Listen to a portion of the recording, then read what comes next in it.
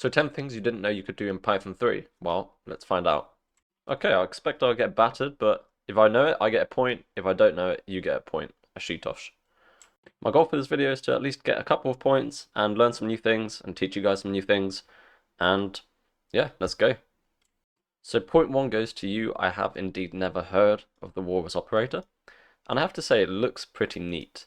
What it allows us to do is compute this value of length A and assign it to this variable, which we can then print. I think in addition to looking at these new features, I should also comment on whether I would use them. And starting with the walrus operator, I think on face value, yes, I would use it. But I think with code, I'm not like an elite coder. I'm quite pragmatic.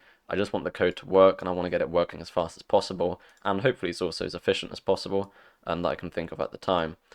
Now this is better. For example, I don't print a lot in my code bases, but maybe logging, you'd still have something similar like this that you might want to log, which would be less lines of code. But here's the thing. This is quite a simple thing to do. So if I can't remember that this exists, would I go out of my way to look up that how to use the walrus operator to try and implement it?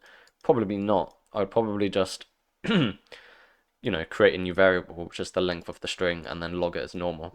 So although it's a nice feature, I feel like I would forget about it because it's not that important. Structural pattern matching. Now this I have heard of. So 1.1. This was really big news when it came out. Everyone was like, oh, Python can suddenly do switch statements. And the truth is, I haven't used it at all. Maybe I should.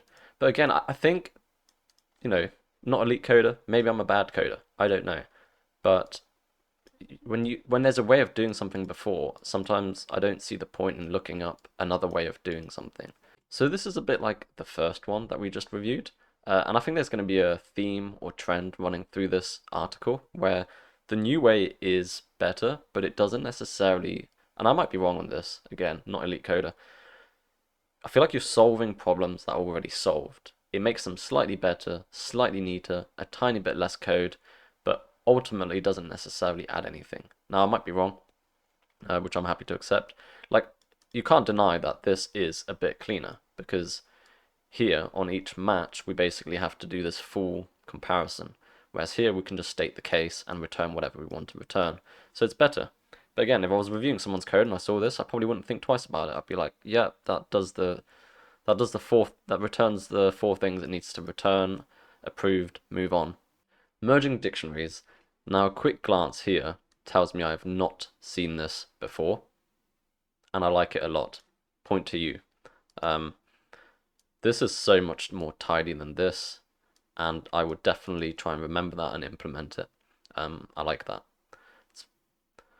For me, it's just visually pleasing, and this is really not visually pleasing at all. Removing prefix or suffix. Python 3.9 introduced dedicated methods to get rid of prefixes or suffixes in string. Again, it's kind of much like the others, nice to have, but it doesn't solve a problem that wasn't solved already. Would I use it? Yes. Would I remember it exists?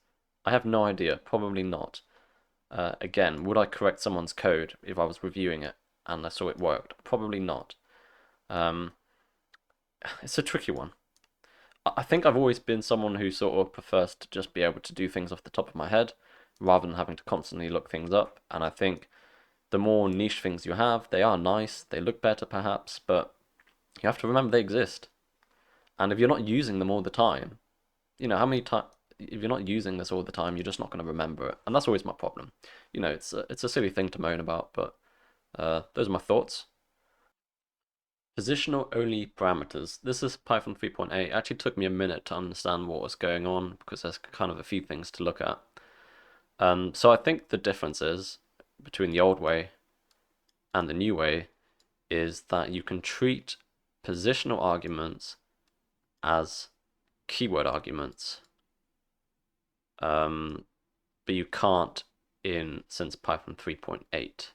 So you can still treat keyword arguments as positional arguments, but not positional as keyword.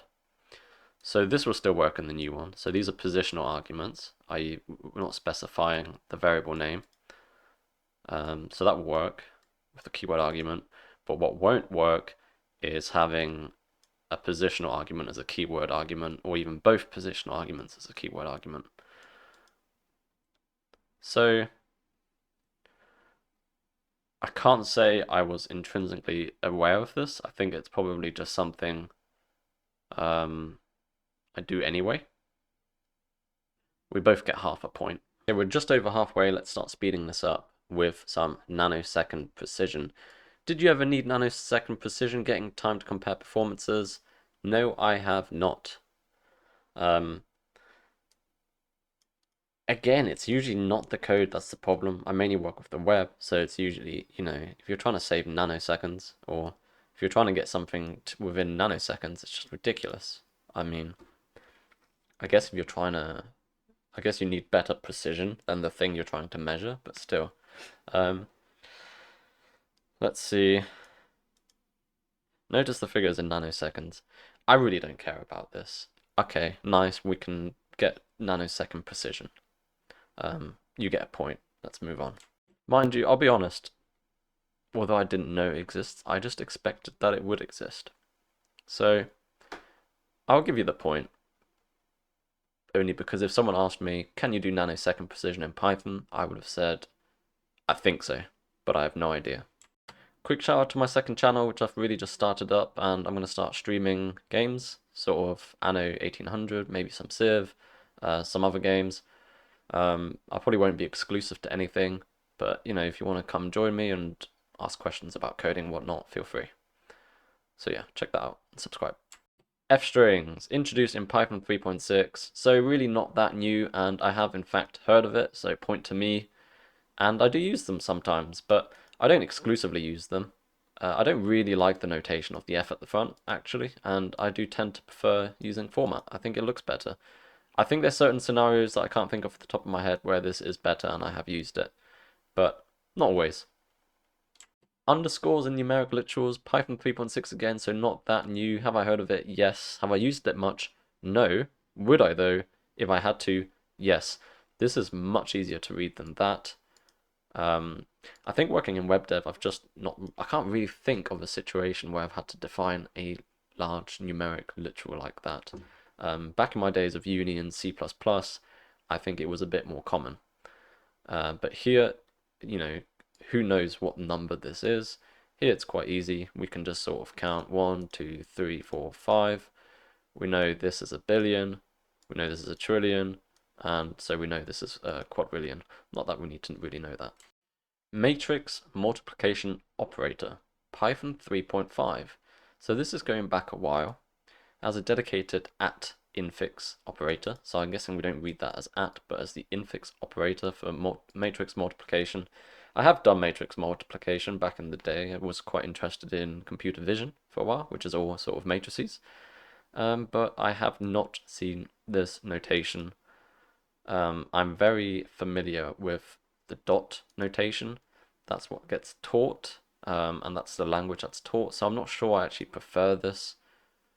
I guess if you were in the scientific field and you saw this a lot, you'd get accustomed to it, and it is shorter. So I can sort of see why people do it. If you're doing it a lot, it makes sense to have a better shorthand. But personally, if I was building something, I would probably still use this dot just because I would know what it means, and I wouldn't want to come back to my code base a few months later and be like, what does this mean? Not a big thing. So, I mean, I feel like really I don't care about this again because this is just not something I ever run into. And I feel like I'm not the best person to comment on it. If I was doing this all day, every day, sure, definitely would use it. Point to you. Last but not least, approximate quality. Yes, I have in fact had to use this, and I'm aware of it, of course. Python 3.5, again, not that new, but I can see why a lot of people would not have had to use it. I had to use it in a case where two things were actually, I can't remember the exact situation, but I think two values were actually exactly equal, but they weren't really under the hood exactly equal, and this has to do with the binary representation of those numbers, I think. So this can be quite important and very useful if you're just trying to find a match for things that are very close to each other. So yeah, I've used that, point to me. So there we have it. Final scores are 4.5 to me and 5.5 to Ashutosh Kumar, who wins. Well done. Now I got more points than I was expecting. I think a lot of that has to do with the fact that some of the stuff was Python 3.5, 3.6, so I feel like that knowledge has time to sort of trickle down to me a little bit. If it was more Python 3.9 and 10 stuff, I just wouldn't have known it. So I thought that was quite fun. I learned some stuff, and hopefully I remember it.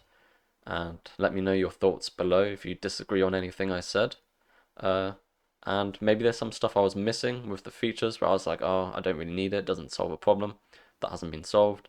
Yeah, let me know. Thanks for watching.